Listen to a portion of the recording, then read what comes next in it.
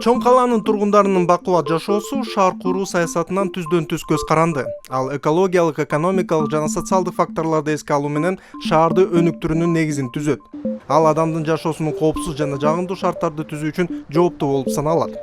Алардын ичинде шаардын социалдык жана транспорттук инфраструктурасын өнүктүрүү, жаратылыш жана тарыхый маданий баалуулуктарды коргоо да кирет.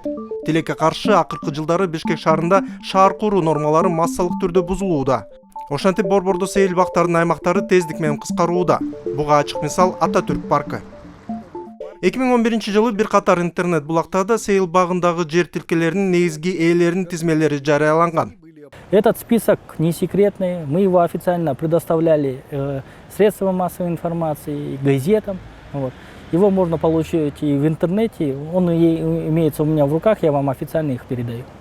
Биздин укук коомдук фондунун Ататүрк сейил багындагы 20 кыймылсыз мүлк объектилери боюнча тандалма кайрылуусуна мам каттоо кызматы алгачкы ээлери тууралуу маалымат берди. Бул маалымат массалык маалымат каражаттарында жазылгандарды жокко чыгарбайт. Бул тизменин көбү белгилүү, таасирдүү адамдар. Массалык маалымат каражаттарында кеңири чалдырылганы менен Ататүрк сейил багында көп кабаттуу үйлөрдүн курулушу бүгүнкү күнгө чейин уланууда. Парктардан тышкары жерлерде дагы особняктар курулуп жатат. Кээде борбордун жашыл зонасында бүтүндөй көп кабаттуу үйлөр курулууда. Дом Турапова это однозначно было незаконно. Прокуратура судилась городская, выиграла все суды, были отменены постановления о предоставлении земельного участка, который являлся землями общего пользования, зеленое по генеральному плану. Прокуратура выиграла все суды, и постановления в частную собственность были отменены, признаны недействительными. Но несмотря на это, мэрия опять же предоставляет этот земельный участок во временное пользование. И опять же в нарушение земельного законодательства, потому что земли общего пользования не могут предоставляться под капитальное строение, только под облегченного типа и не более чем на 5 лет в исключительных случаях. Борбордун парктары менен скверлери катар суу коргоо зоналарда тездик менен кыскарууда. Анткени ал жер тилкелерин алууга Бишкек шаардык кеңештин депутаттарынын кызыкчылыгы бар.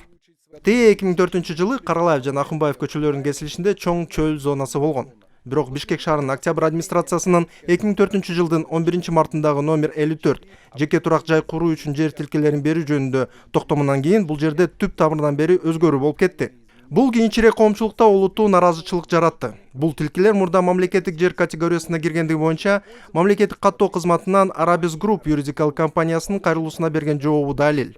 Ал эми ошол эле 2004-жылдын 54-указынан көрүнүп тургандай, дээрлик бардык 34 объект шаардык кеңештин азыркы депутаттары менен муниципалдык кызматкерлер арасында бөлүштүрүлгөн.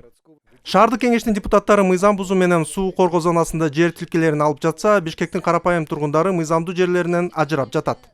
Я домком 24-го дома. Вот уже на протяжении многих лет мы боремся за то, что мэрия и главархитектура сделали такой проект, что они хотят дорога, которая подходит к нашему дому, на ней построить дом и забрать детскую площадку. В 1974 же году горисполком выделил площадку детскую. Она существовала 40 лет, а сейчас 44 года. И вы представляете, из-за коррупции взяли нас, не спросив, продали детскую площадку. Үйүндө бир кылымдан ашык жашагандар мыйзамдуу түрдө үйдү менчик катары каттай албаган учурлар да бар. Мои предки прибыли в 1911 году, уже более 100 лет здесь. Проживаю я на участке земельном, и мне не дают красную книгу. Вот, мотивируя тем, что там проходит красная линия. Красная линия проходит по огороду, по забору соседей. Вот. У соседей есть, у меня нету красной книги. Бала бакчаларды коммерциялык объектилерге айлантууга тыюу салган мыйзам бар экенине карабай, алардын көбү менчиктештирилип талкаланып кеткен. Ал эми алардын ордуна дүкөндөр, кеңселер жана турак жай имараттары пайда болгон. Социалдык тармактардын колдонуучулары бул окуяга кирбей калган мурдагы бала бакчаларынын имараттарынын тизмесин толуктоо чакырыгына байма-бай жооп беришти.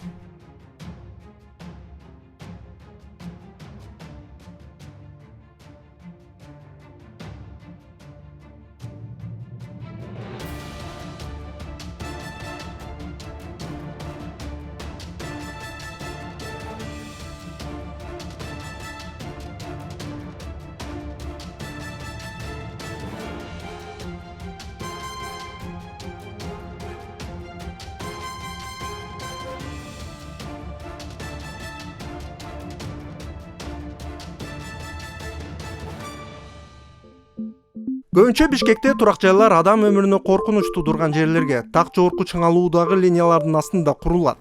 Шаардын четиндеги башлама жан конуштарда эпидемиологиялык нормаларды бузууда. Кээде шаардык өрүстүндөн болгону 15 метр алыстыкта турак жайлар курулуп жатат. Бул мыйзам бузуулар көп жылдан бери уланууда. Но все эти проблемы имеют системный характер и, естественно, должны решаться системно. И надо начинать с политических документов, каковым является градостроительная политика, которой никогда у нас не было ни на национальном уровне, ни на субнациональном уровне, на уровне мэрий городов. Да? А ведь это рекомендация ООН. Любой политический документ, принятый страной или каким-то другим субъектом, он хорошо действует, когда работают другие институты. Парламент со своим парламентским контролем за законодательством и его исполнением, надзорные органы в лице прокуратуры, технических инспекций различного характера. И, конечно, гражданский контроль должен быть. Пока горожане не проснутся, не начнут контролировать госорганы, мы будем жить вот в таком ужасном положении. Город наш будет превращаться в большое-большое, ужасно обустроенное село.